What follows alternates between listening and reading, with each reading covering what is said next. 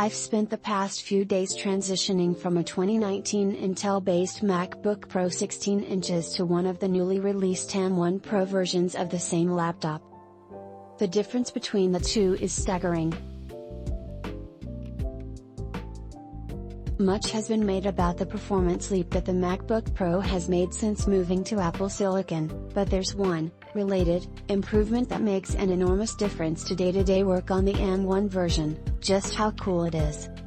I'm not talking about the design of the laptop. In fact, with its more rounded edges and the much missed touch bar, I actually prefer the 2019 design.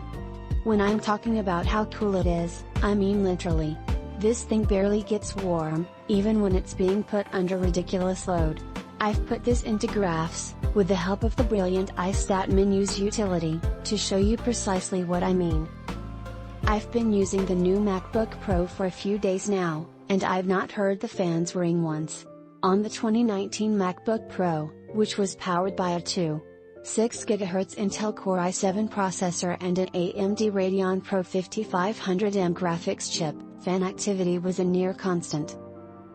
Even when you were doing relatively modest day-to-day tasks such as web browsing or word processing, the fans would kick in, especially if the system had been running for an hour or two. If you played a game or were doing something demanding in Photoshop, the whoosh of the fans would be seriously irritating.